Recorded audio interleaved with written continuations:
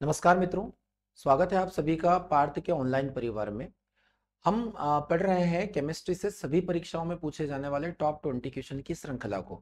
और top 20 question की श्रृंखला में अभी तक हम लोगों ने 2 पार्ट्स को देखा और इन 2 भाग में हम लोगों ने केमिस्ट्री के मोस्ट इंपोर्टेंट क्वेश्चन को डिस्कस किया। आज मैं लेकर आ रहा हूं मॉक 3 यानी पार्ट नंबर 3 केमिस्ट्री के 20 टॉप 20 क्वेश्चंस की श्रृंखला का। आज हम लोग तीसरा पार्ट पढ़ने वाले हैं। अगर आप लोग चैनल पर नए हैं और आप लोगों ने अगर ये 2 पार्ट नहीं देखे हैं तो आप चैनल पर जाकर 2 पार्ट को जरूर विजिट करें। वहां आपको काफी महत्वपूर्ण जानकारी यहां से मिलेगी। हम केमिस्ट्री का पहला टॉपिक अभी डिस्कस कर रहे हैं जिसका नाम आप लोगों को थंबनेल में दिखाई दे रहा होगा, पदार्थ और उसकी अवस्था, मैटर एंड देयर कंपोनेंट्स या मैटर एंड देयर सबस्टेंस। तो आज इसके हम लोग टॉप 20 क्वेश्चंस के थर्ड पार्ट को देख रहे हैं। तो चलिए बिना देर किए शुरुआत करते हैं आप सभी के पार्ट 2 के होमवर्क क्वेश्चन के साथ में। मॉक 2 में मैंने आप लोगों को होमवर्क के रूप में एक क्वेश्चन यहां पर दिया था और यह क्वेश्चन आप लोगों के लिए था कि यहां पूछा गया था कि वेंचुरीमीटर का प्रयोग किसे मापने के लिए किया जाता है। वेंचुरीमीटर फिजिक्स में बहुत सारे इंस्ट्रूमेंट पूछे जाते हैं, वहां से पूछा जाता है कि वेंचुरीमीटर का प्रयोग हम लोग किसे मापने के लिए करते हैं। आपके ऑप्शन यहां पर अलग अलग थे। आप सभी ने कमेंट बॉक्स में इस क्वेश्चन का सही जवाब दिया था और इसका सही जवाब होने वाला है ऑप्शन नंबर ए, यानी किसी भी तरल के प्रवाह की दर को। अगर किसी नली में कोई धारा रेखी प्रवाह से कोई द्रव बहता है तो उसके उस प्रवाह की दर को निकालने के लिए वेंचुरीमीटर नामक उपकरण का प्रयोग किया जाता है।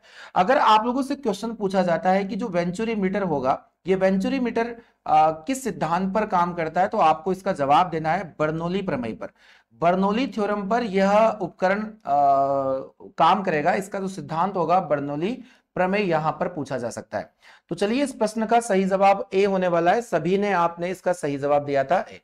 तो आज की श्रृंखला का मॉक 3 की शुरुआत करते हैं इसके पहले क्वेश्चन के साथ में। इसका पहला क्वेश्चन आप लोग देख पा रहे होंगे, यहां टॉप 20 क्वेश्चन मैंने यूज किया है। टॉप 20 क्वेश्चन यानी ऐसे प्रश्न जिनका एग्जाम्स में आना तय है, लगभग तय है। क्वेश्चन यहां पर दिया गया कि इनमें से कौन सी एक दुर्बल रेडियोधर्मी गैस मानी जाएगी। आपके पास 4 ऑप्शन है। यहां पर पूछा गया रेडियो एक्टिव गैस के बारे में।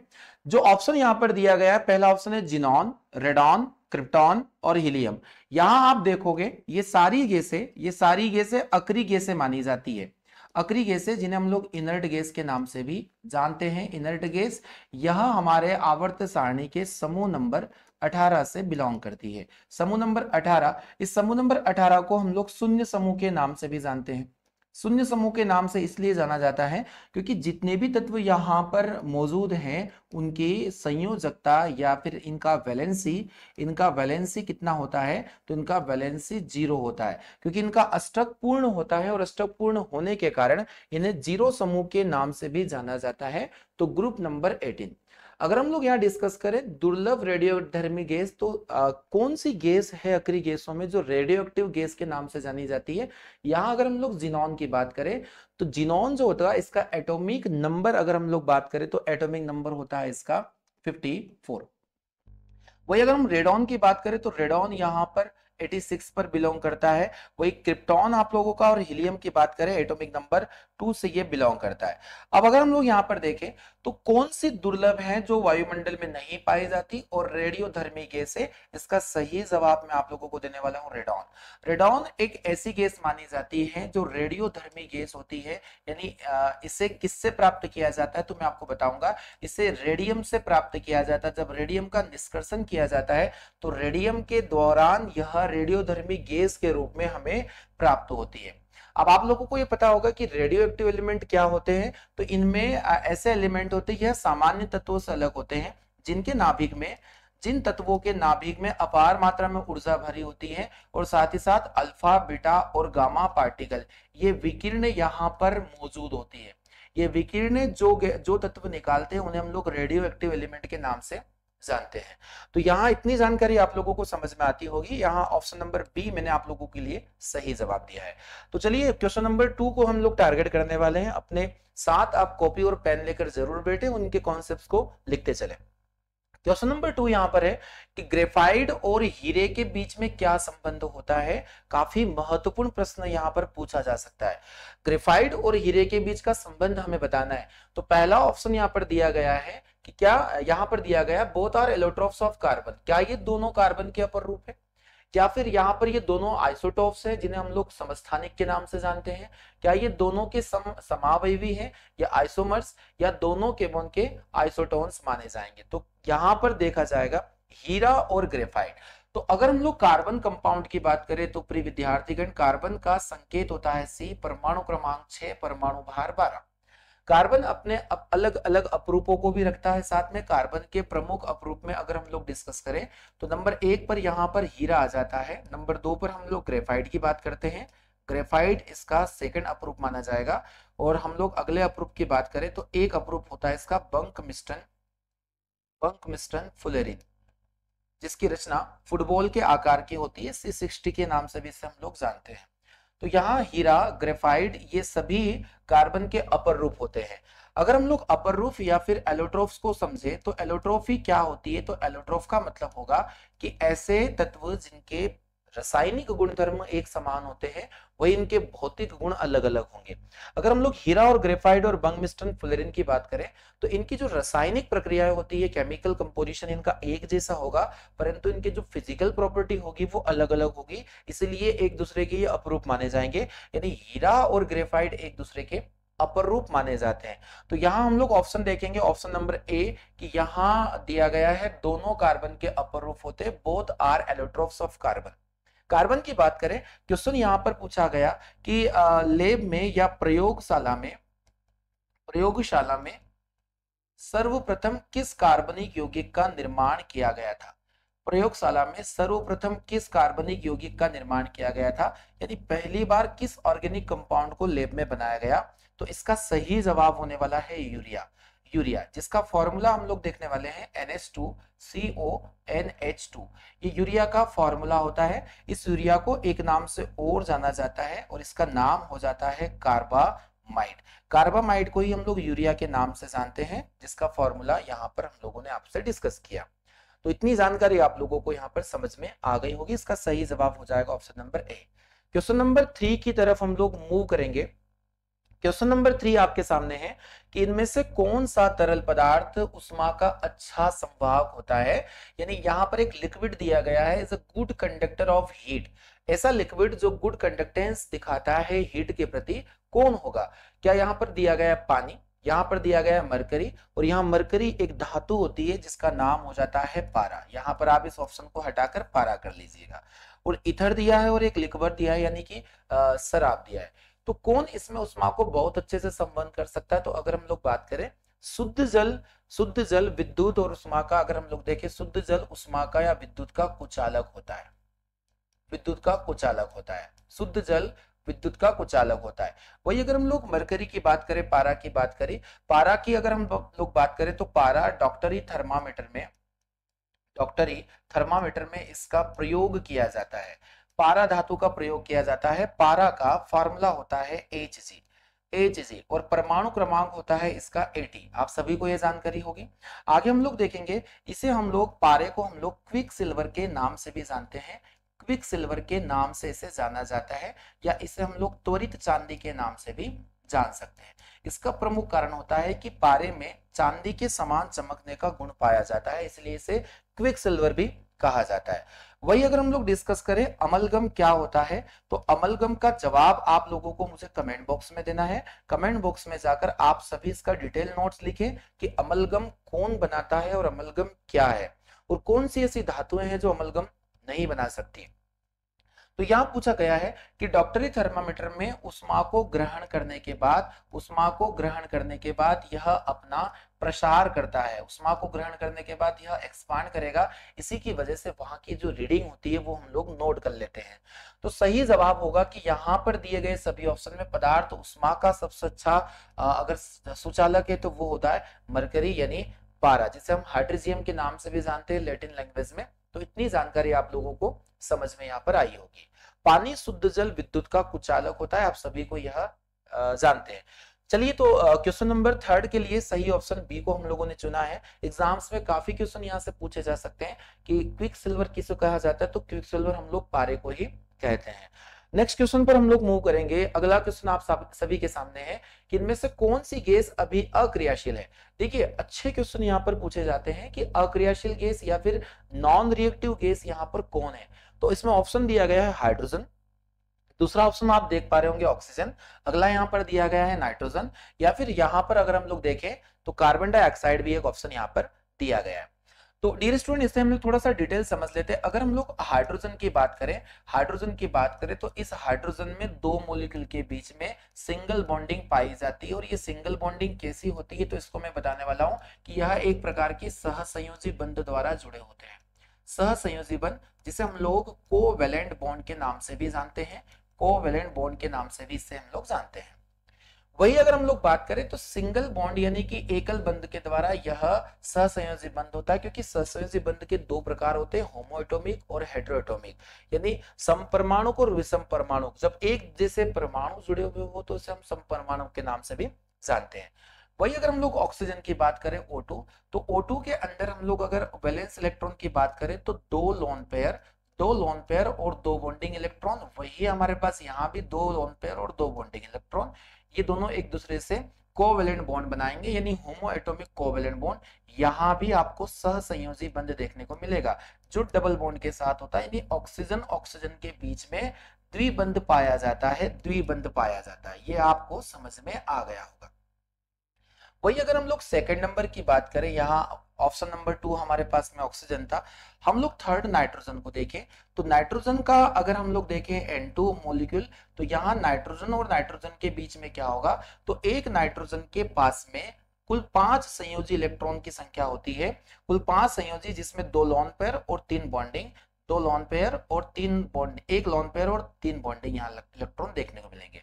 अगर हम लोग नाइट्रोजन का डिस्कस करें तो नाइट्रोजन के मध्य त्रिबंध बनता है, ट्रिपल बॉन्ड बनता है, और इस त्रिबंध के कारण यहाँ जो नाइट्रोजन होता है वो इतना ज्यादा अटैच्ड हो जाता है या फिर बॉन्डिंग कर लेता है कि यह आसानी से ये जो त्रिबंध होते हैं ये टूट नहीं पाते हैं और ये अक्रियाशील माना जाता है। देखिए, बॉन्डिंग को लेकर आपको मैंने क्रियाशीलता अक्रियाशीलता समझाई है, आप सभी को ये बहुत अच्छे से समझ में आया होगा। तो नाइट्रोजन के मध्य यहाँ पर ट्रिपल बॉन्ड होगा, ऑक्सीजन के बीच में द्विबंध होगा और हाइड्रोजन के बीच में ट्रिपल बॉन्ड होगा। अब यहाँ पर आप लोगों को अगर हम लोग देखें तो सिग्मा पाई बॉन्ड को भी हम लोग आगे की क्लासेस में समझने वाले हैं। यहाँ पर कार्बन डाइऑक्साइड दे के रखा है, तो कार्बन डाइऑक्साइड की अगर हम लोग बात करें तो यहाँ कार्बन डाइऑक्साइड इसका अलग आंसर हो जाएगा, सही जवाब हो जाएगा इसका option number C, nitrogen. Nitrogen की खोज रदरफोर्ड के द्वारा की गई थी और नाइट्रोजन एक प्रिजर्वेटिव गैस मानी जाती है। चिप्स के पैकेट में आप नाइट्रोजन को देख पाते, तो चिप्स को लंबे समय तक ये खराब होने से बचाती है। चलिए क्वेश्चन नंबर 5 को हम लोग डिस्कस कर लेते हैं। क्वेश्चन नंबर 5 आप सभी के सामने है कि यहाँ ठोस अवस्था से गैसीय अवस्था में परिवर्तन करने को क्या कहेंगे। ठोस अवस्था से अगर गैसीय अवस्था में परिवर्तन करवाया जाए तो इसका क्या नाम होने वाला है, यानी यहाँ solid state to gases state directly. तो आप लोगों ने एक प्रक्रिया को पढ़ा होगा और इस प्रक्रिया का नाम होता है सब्लिमेशन, ऊर्ध्वपातन। और इस प्रक्रिया में होता क्या है कि जो ठोस होगा वह सीधे गैस में रूपांतरित हो जाता है बिना द्रव में बदले, यानी solid directly converted to gases state. तो इस अवस्था को हम लोग बोलेंगे सब्लिमेशन, जिसमें महत्वपूर्ण एग्जाम्पल को हम लोगों ने देखा था, कपूर इसका एक महत्वपूर्ण एग्जाम्पल है। कपूर को जलाते हैं तो वो ठोस से सीधा गैस में रूपांतरित हो जाता है। वही आयोडीन, अमोनियम क्लोराइड, एंथ्रासिन, ये सभी एग्जाम्पल हम लोगों ने यहाँ पर देखे थे। तो सही जवाब हम लोग देखेंगे सब्लिमेशन। इसका हिंदी वर्ड थोड़ा सा चेंज है, आप यहाँ पर ऊर्ध्वपातन लिख दीजिएगा, ऊर्ध्वपातन इसका सही जवाब होने वाला है। चलिए, तो ऑप्शन नंबर डी इस प्रश्न का बिल्कुल करेक्ट आंसर होने वाला है। बढ़ते हैं क्वेश्चन नंबर 6 की ओर। आज के सेशन का क्वेश्चन नंबर 6 आप सभी के सामने है, आप ध्यान से क्वेश्चन को समझना है आप लोगों को। क्वेश्चन यहाँ पर दिया गया है, इनमें विकल्प में से कौन एक सही विकल्प चुनिएगा जो बायोगैस या गोबर गैस का एक मुख्य घटक माना जाता है। यानी इनडायरेक्टली हम लोग अगर देखें तो main component gas off biogas यहाँ पर पूछा गया या गोबर गैस में क्या पाया जाता है। आप सभी को पता होगा कि अगर हम लोग यहाँ पर डिस्कस करें बायोगैस की, या फिर यहाँ हम डिस्कस करें गोबर गैस के लिए, या फिर हम सीएनजी को डिस्कस करें, सीएनजी, और एक नाम और मैं आपको देने वाला हूं प्राकृतिक गैस, नेचुरल गैस। ये 4 प्रकार के प्रश्न एग्जाम्स में पूछे जाते हैं कि इन सभी प्रश्नों में यही क्वेश्चन पूछा जाएगा कि इनका मुख्य संघटक गैस कौन मानी जाएगी। तो इनका मुख्य संघटक गैस हम लोग मीथेन गैस को जानेंगे, मीथेन गैस यानी CH4। मीथेन गैस CH4, जिसे हम लोग मार्स गैस के नाम से भी जानते हैं, क्योंकि यह दलदली क्षेत्रों में पाई जाती है, मार्सी प्लेस में पाई जाती है, इसलिए इसे मार्स गैस के नाम से भी जानते हैं। तो बायोगैस का मुख्य संगठक गैस मीथेन को माना जाता है। बिल्कुल सही जवाब इसका होने वाला है। क्वेश्चन नंबर 7 की तरफ हम लोग बढ़ेंगे। क्वेश्चन नंबर 7 आप सभी के सामने होने वाला है कि इनमें से कौन सी गैस उत्कृष्ट गैस नहीं है, यानी नोबल गैस का एग्जाम्पल यहां पर नहीं दिया गया है। तो हम लोग देखने वाले हीलियम, क्लोरीन, नियॉन और आर्गन। आप सभी ने पढ़ा होगा जो हीलियम होती है, हीलियम एटॉमिक नंबर 2 होता है। अगर हम लोग नियॉन की बात करें एटॉमिक नंबर 10 होता है, और आर्गन की बात करें तो एटॉमिक नंबर 18 होता है। वही अगर हम लोग क्लोरीन को देखें तो एटॉमिक नंबर इसका 17 होगा, और यह एक अक्रिय गैस के अंतर्गत नहीं आती। अक्रिय गैस जो समूह 18 से बिलोंग करती है, क्योंकि इनके अंतिम कोष में अष्टक पूर्ण होगा, इसलिए इनका जीरो वैलेंसी की वजह से इन्हें जीरो ग्रुप के नाम से भी हम लोग जान सकते हैं। यहां के लिए मैंने सही जवाब दिया आपको, ऑप्शन नंबर बी इसका बिल्कुल करेक्ट आंसर है। चलिए क्वेश्चन नंबर 8 को हम लोग टारगेट करेंगे। क्वेश्चन नंबर 8 आप सभी के सामने है। क्वेश्चन नंबर 8 है, अधिक ऊंचाई पर पानी कम तापमान पर उबल जाता है, इसका प्रमुख कारण आप लोगों को बताना है। क्वेश्चन यहां पर पूछा गया है कि अगर हम लोग वाटर बॉईल की बात करें at lower temperature at a high altitude, the reason, इसका क्या रीजन होना चाहिए। कई बार हम लोगों ने ये सुना है कि ऊंचाई पर या पहाड़ों पर, ऊंचाइयों पर खाना पकाने में अत्यंत कठिनाई होती है, खाना पकाने में कठिनाई होती है, इसका प्रमुख कारण क्या होता है। तो डियर स्टूडेंट, आप सभी को भली भांति यह जानते हैं कि हम लोग पृथ्वी की सतह पर निवास करते हैं, और सतह पर वायु दबाव सबसे ज्यादा होता है।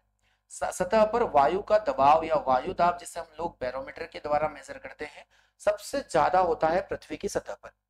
जैसे जैसे ऊंचाई पर हम लोग बढ़ते हैं, और ऊंचाई पर बढ़ने पर यह वायुदाब कम होता चला जाता है। जितना अधिक ऊंचाई पर जाएंगे, एयर का प्रेशर उतना कम होता जाता है। ठीक इसी कारण हम लोग एग्जाम्पल को देखें तो एक हीलियम बलून को जब हम लोग छोड़ देते हैं, उसे फ्री कर देते हैं, तो वह हीलियम बलून थोड़ा ऊंचाई पर जाकर ब्लास्ट हो जाता है, क्योंकि उसकी वजह होती है कि हीलियम बलून के अंदर जो गैसें होती है वहां दाब में बहुत ज्यादा अधिक अंतर हो जाता है। वायुमंडल का जो दबाव है वो कम हो जाएगा, और बलून के अंदर का दबाव वैसा ही बना रहता है। जो गैसें होती है उनका एक क्रम होता है कि यह उच्च दबाव से निम्न दबाव की ओर प्रवेश करती है, इसी वजह से वह बलून को ब्लास्ट कर देती है। तो यहां हम देखेंगे कि जितना ज्यादा कम दाब होगा, पानी का क्वथनांक जिसे हम लोग बॉइलिंग पॉइंट के नाम से जानते हैं, तो यह बॉइलिंग पॉइंट डिक्रीज कर जाता है, यह कम हो जाता है। और कम बॉइलिंग पॉइंट होने की वजह से पानी बहुत जल्दी उबलेगा, और उबलने के साथ में यहाँ पर वह कम तापमान देगा। इसी का प्रमुख कारण माना जाता है लोअर एयर प्रेशर, यानी कि कम वायुदाब। ऑप्शन नंबर सी इस प्रश्न के लिए बिल्कुल सही जवाब होने वाला है। तो आपने यहाँ पर देखा कि अधिक ऊंचाई पर जाने पर कम तापमान पर पानी उबलता है, इसका प्रमुख कारण है कि वायुदाब वहां पर कम हो जाता है। वायुदाब को मापते किससे, तो वायुदाब को मापते हम लोग बैरोमीटर के द्वारा। चलिए इस प्रश्न का सही जवाब हम लोगों ने अच्छे से देख लिया। अगले क्वेश्चन को हम लोग डिस्कस करेंगे। अब अगला क्वेश्चन आप सभी के लिए है कि किसी, क्वेश्चन नंबर 9 हम लोग पढ़ने वाले हैं, किसी द्रव में एक कोलाइड तंत्र एक द्रव में परिक्षेपित करने की क्रिया को हम लोग क्या कहते हैं, यह आप लोगों के लिए प्रश्न पूछा गया है। यानी यहां पर पूछा गया है कि लिक्विड डिस्पर्स्ड इन लिक्विड, जब एक द्रव के अंदर द्रव को मिला दिया जाए, जब द्रव के अंदर किसी द्रव कोलाइड के अंदर द्रव परिक्षेपण कर दे, तो आप लोगों ने कोलाइड के अलग अलग प्रकार मैंने आप लोगों को पढ़ाए हैं। तो जब द्रव में द्रव का कोलाइड होता है तो इसे हम लोग पायस के नाम से जानते हैं, पायस, या फिर इसे हम लोग इमल्सन के नाम से भी जान सकते हैं। और ये जो प्रक्रिया आप लोगों को दिखाने को मिल रही है, इसे इमल्सीकरण भी हम लोग कहते हैं। ऑप्शन नंबर बी पर आप जरा ध्यान दीजिएगा, ऑप्शन नंबर बी यहाँ पर है इमल्सन, यानी पायस इसका बिल्कुल सही जवाब होना है। अगर हम लोग ठोस की बात करें, जेल की, या फिर यहाँ पर अवक्षेप की बात करें, या फिर यहाँ विलय या शॉल है, तो इनके कोलाइड का क्या नाम होने वाला है, कमेंट बॉक्स में आपको इसका जवाब देना है। इमल्सन इसका सही आंसर है। अगर आप इसका एग्जाम्पल देखना चाहोगे, दूध इसका एक मोस्ट इंपोर्टेंट एग्जाम्पल है। दूध क्या है, दूध एक पायस होता है। चलिए क्वेश्चन नंबर 10 को हम लोग टारगेट करेंगे। क्वेश्चन नंबर 10 है, समुद्र के पानी में कौन सी धातु निकाली जा सकती है। समुद्र के पानी से सबसे ज्यादा निकाली जाने वाली धातु कौन सी होती है। यहाँ पर ऑप्शन दिया गया पोटेशियम, मैग्नीशियम, या फिर एल्यूमिनियम, या फिर बेरिलियम। देखिए 4 ऐसी धातुएं जो कहीं ना कहीं आप लोगों को यहाँ से संबंध मिलेगी, और काफी अच्छे क्वेश्चन है जो एग्जाम्स में देखने को मिल सकते हैं।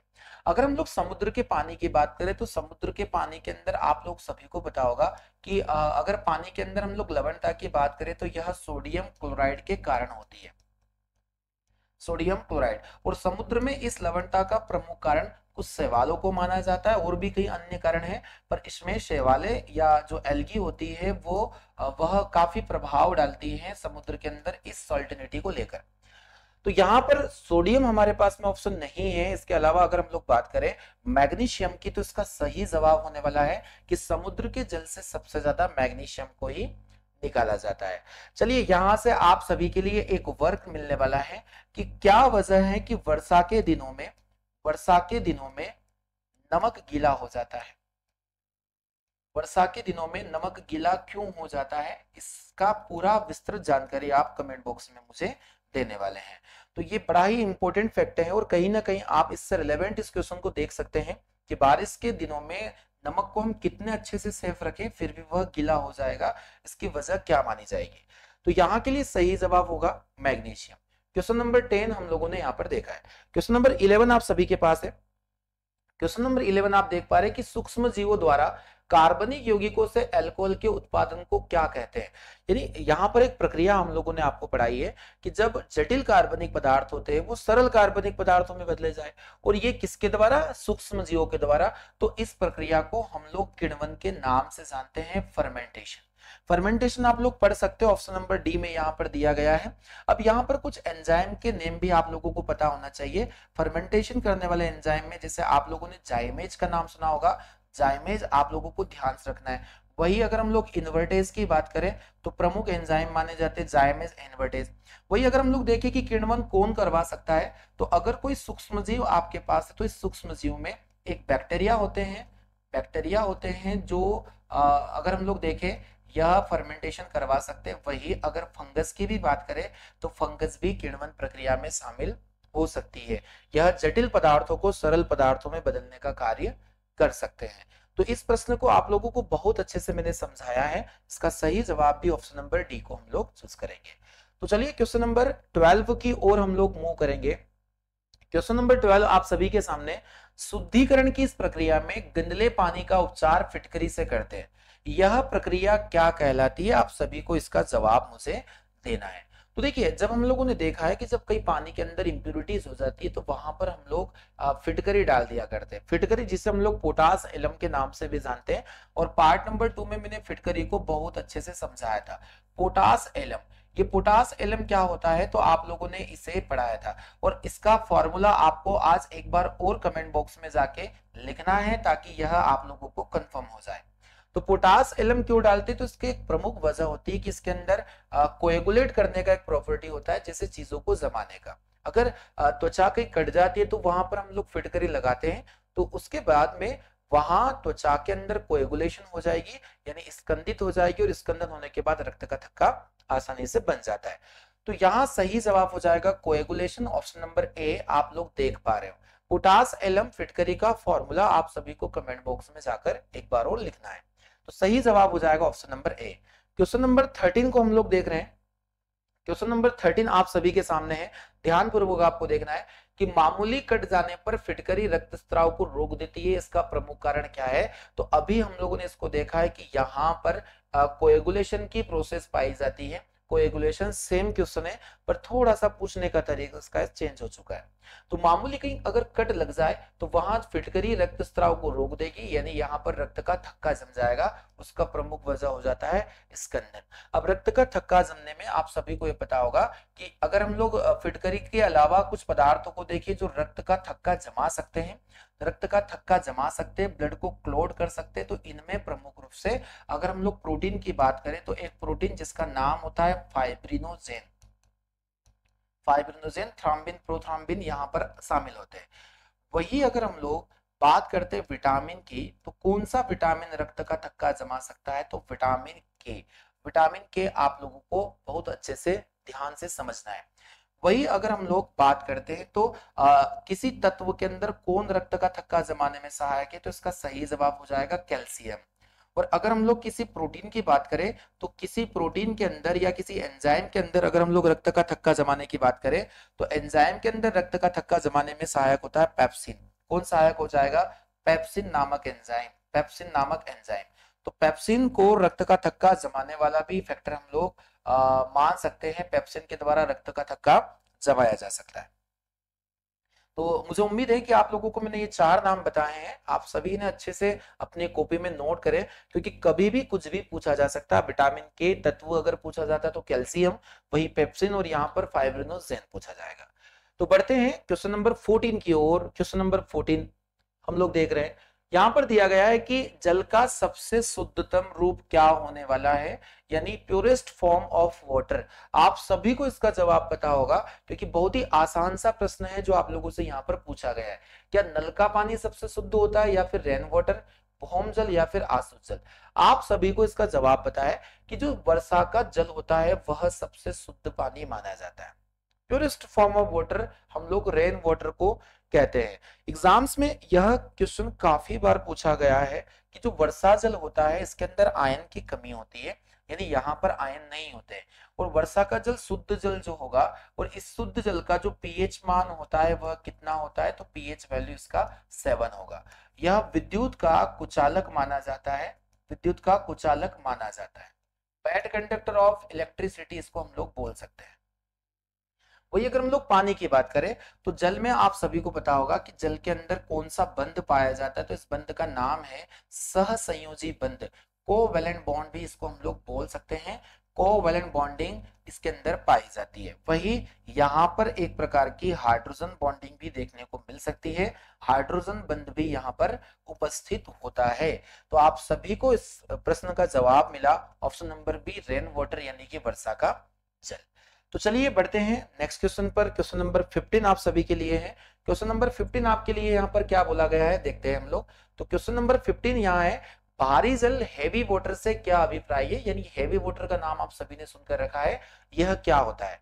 तो यहाँ हम लोग ऑप्शन देख लेते हैं कि वह जल जो भारी उद्योगों में प्रयुक्त किया जाए, यानी जिन्हें हम हैवी इंडस्ट्रीज एरियाज में हम लोग इनको इस्तेमाल करते हैं।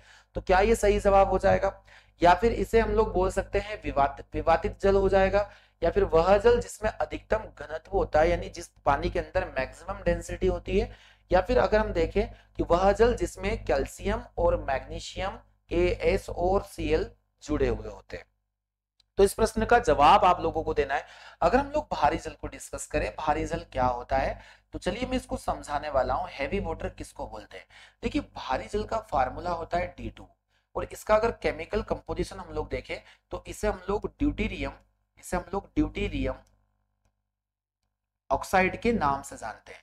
इसे हम लोग ड्यूटीरियम ऑक्साइड के नाम से जानते हैं। यह ड्यूटीरियम ऑक्साइड क्या है, तो ड्यूटीरियम आप लोगों को पता होगा कि यह एक प्रकार का हाइड्रोजन का आइसोटोप माना जाता है, हाइड्रोजन का समस्थानिक इसे हम लोग जानते हैं, और यह सेकंड वाला आइसोटोप्स होता है ड्यूटीरियम। इसी को हम लोगों ने भारी जल बोला।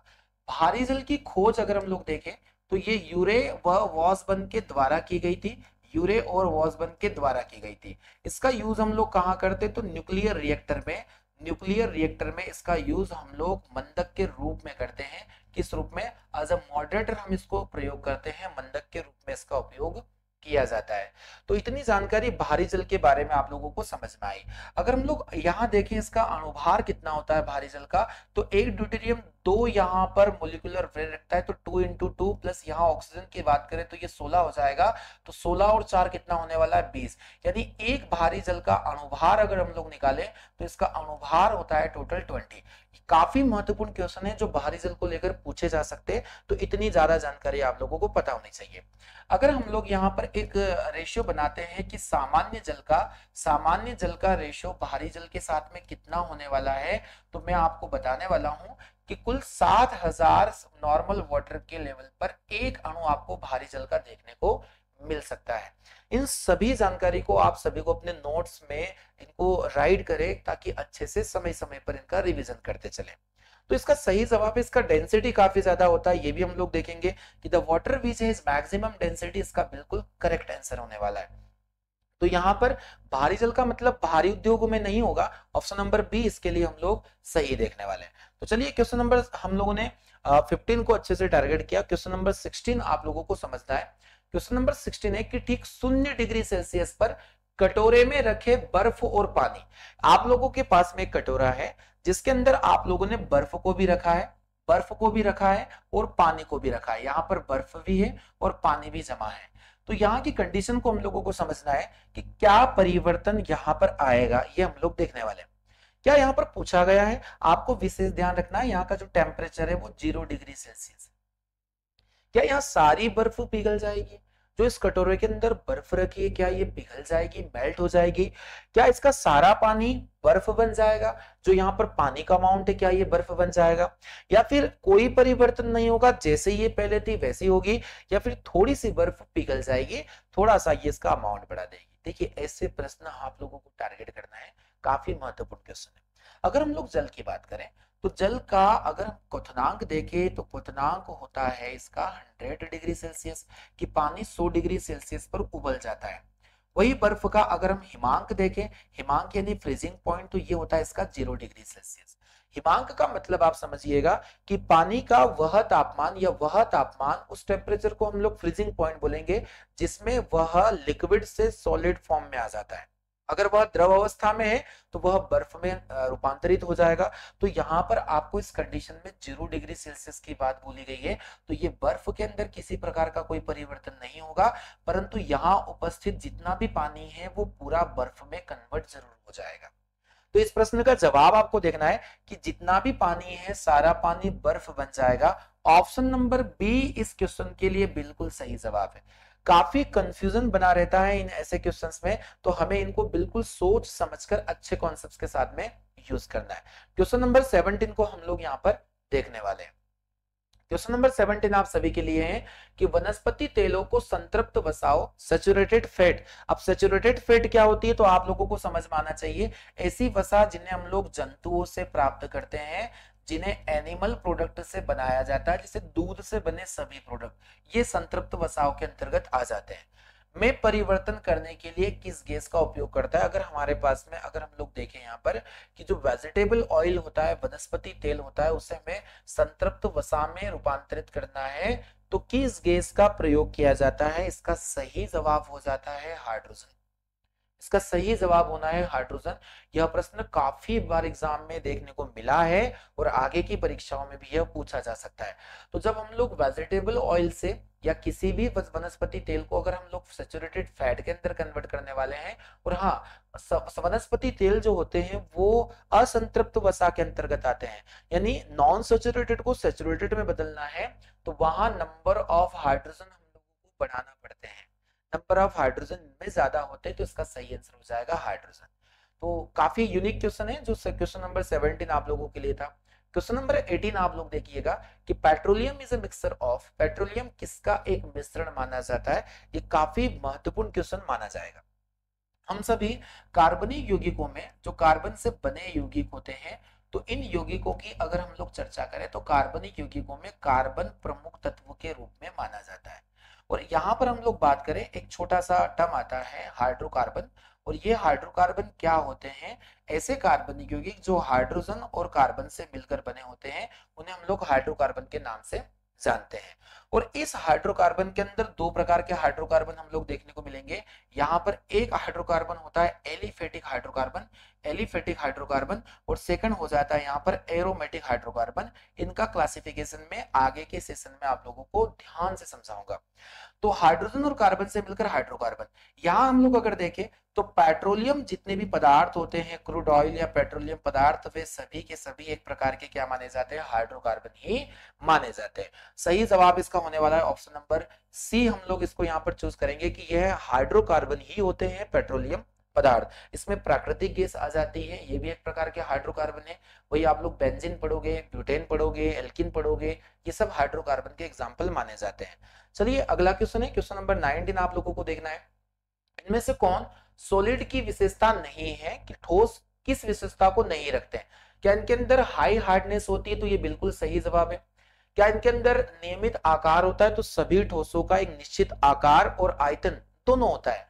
क्या इनके अंदर उच्च संपीडितता, यानी कि इसको हम लोग अगर बोले कि इनको हाईली कंप्रेस किया जा सकता है, या फिर यहाँ पर उपयुक्त में से कोई नहीं। देखिए हाईली कंप्रेस कौन होती है, जिन्हें हम लोग दबा सकते हैं। अगर हम लोग ठोस की बात करें तो ऑलरेडी इनका जो घनत्व होता है, डेंसिटी होता है, वो उच्च होता है, हाई डेंसिटी मटेरियल ये माने जाते हैं। गैस की अगर हम लोग बात करें तो गैस को कंप्रेस किया जा सकता है, यानी कि इसे संपीड़ित किया जा सकता है। संपीड़न करने का मतलब होगा कि किसी भी बर्तन में जो गैस के मॉलिक्यूल आपको दिखाई दे रहे हैं, अगर हम इसको हाईली एक पिस्टन से कंप्रेस करें तो ये सारे मॉलिक्यूल कंप्रेस होंगे, इनका डेंसिटी बढ़ेगा। तो यहां पर गैसों की विशेषता होती है हाईली कंप्रेसिव। तो इसका सही जवाब हो जाएगा कि ठोसों में जो संपीड़ितता का गुण है वो नहीं पाया जाता, क्योंकि ठोस ऑलरेडी संपीड़ित होते हैं या कंप्रेसिव होते हैं। तो सही आंसर इसका हो जाएगा ऑप्शन नंबर सी, जो इसकी एक विशेषता नहीं होगी। तो आज की इस टॉप 20 क्वेश्चन श्रृंखला का अंतिम प्रश्न आप सभी के सामने है। चलिए इसको हम लोग सभी देखेंगे। यहाँ है, बायोगैस को अन्य किस नाम से जाना जाता है। काफी महत्वपूर्ण क्वेश्चन और इजी क्वेश्चन भी है। तो बायोगैस का आप सभी को पता होगा, बायोगैस को हम लोग गोबर गैस के नाम से भी जान सकते हैं, गोबर गैस। और इसका जो मेन गैस होती है, मुख्य गैस होती है, इस गैस का नाम यहाँ पर मैं आपको बताने वाला हूँ, मीथेन या CH4। CH4 को बायोगैस का मुख्य संगठक गैस भी हम लोग बोल सकते हैं। तो यहाँ हम लोगों ने आज के इस टॉप 20 क्वेश्चन को का थर्ड पार्ट हम लोगों ने कंप्लीट किया है। तो ये मुझे उम्मीद है कि आप सभी को काफी पसंद ये पार्ट आ रहे हैं। आप कमेंट बॉक्स में इस बात को भी हमें बताएं कि आपको ये सेशन कैसे लग रहे हैं। आप पॉजिटिव कमेंट करें, आप हमें बताएं कि ये सेशन, ये श्रृंखला आपके लिए कितनी फायदेमंद है आपके एग्जाम्स के लिए।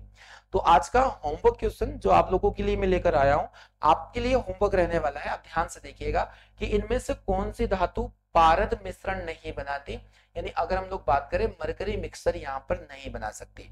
क्या जस्ता पारा के साथ में क्रिया नहीं करता, तांबा नहीं कर सकता, मैग्नीशियम या फिर आयरन, लोहा। तो पारे के बारे में आप लोगों को काफी जानकारी है, आपको बताना है कि कौन पारे के साथ में क्रिया नहीं करता है। तो उम्मीद करता हूं आपको आज का सेशन काफी पसंद आया होगा। तो आज के इस सेशन में इतना ही, मिलते हैं हम लोग अगले सेशन में। तब तक आप अच्छे से पढ़ते रहिए, अच्छे से नोट्स बनाते चलिए।